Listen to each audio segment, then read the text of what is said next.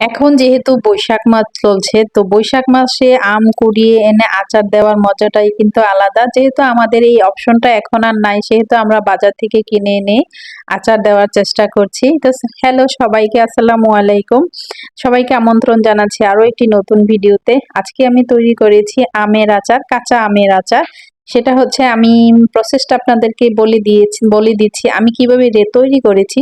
কিন্তু আমের আচার সবাই তৈরি করতে পারেন, তারপরও আমি বলে দিচ্ছি কারণ আমি যেভাবে বানিয়েছি সেইভাবে আমি আপনাদেরকে বলছি। প্রথমে আমি আমগুলোকে আগে ভালো করে ধুয়ে কেটে তারপরে হলুদ মরিচ লবণ মেখে রোদে শুকিয়েছি প্রায় 2 দিন। তারপরে সরিষার তেল একটা ফ্রাই প্যানে দিয়েছি। ফ্রাই প্যানটাতে আমি সরিষার তেলের উপরে দিয়েছি কালো জিরা, আস্ত জিরা, রসুন কেটে, তারপরে দিয়েছি শুকনা মরিচ।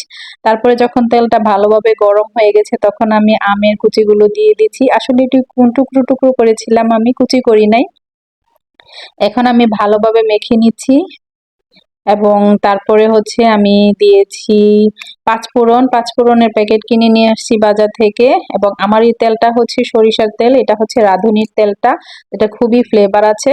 তারপরে হচ্ছে আমি পাঁচফোড়নটাকে হালকা একটু তাওয়াতে টেলে তারপরে ব্লেন্ডার করে তারপরে সম্পূর্ণ প্যাকেটটা আমি দিয়ে দিয়েছি, যেহেতু আমার এখানে আম আছে প্রায় 2 কেজির মতো। তো তারপরে দিয়েছি চিনি। এটা কিন্তু টক ঝাল মিষ্টি এবং টকটক আচার। এটা কিন্তু মুরগির মাংস এবং খিচুড়ি এবং গরুর মাংস সাদা ভাত দিয়ে খেতে খুবই ভালো লাগবে। আমার পরিবারের সবাই কিন্তু এই আচারটা খেতে পছন্দ করে। এটা হচ্ছে টক ঝাল মিষ্টি একটা আচার। তো এগুলো রাখার জন্য আমি আগেই আমার কাচের বয়মগুলো ভালোভাবে ধুয়ে তারপরে শুকানোর জন্য রেখে দিয়েছি। পানিটা ভালো করে ঝরার পরে কিন্তু আমি এখানে আচারগুলো বয়মে ঢুকাবো, কারণ একটু যদি পানি থাকে তাহলে কিন্তু এই আচারটা পুরাটাই নষ্ট হয়ে যাবে, সবটা কষ্টই আমার বৃথা হয়ে যাবে।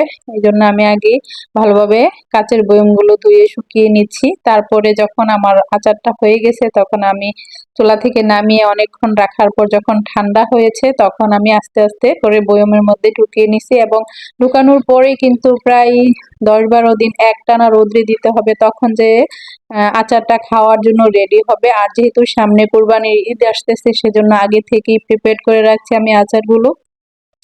এগুলা কিন্তু গরুর মাংস দিয়ে, খিচুড়ি দিয়ে, সাদা ভাত দিয়ে, মুরগির মাংস দিয়ে খেতে খুবই মজা হয়। আপনারাও চাইলে কিন্তু এখন বানিয়ে নিতে পারেন, কারণ এখনই হচ্ছে আচার দেওয়ার একদম ঠিক মৌসুম। তো সবাই ভালো থাকেন এবং সুস্থ থাকেন। গরমের মধ্যে সবাই বেশি করে পানি পান করবেন। আল্লাহ হাফেজ সবাইকে, সবাই ভালো থাকেন। আসসালামু আলাইকুম।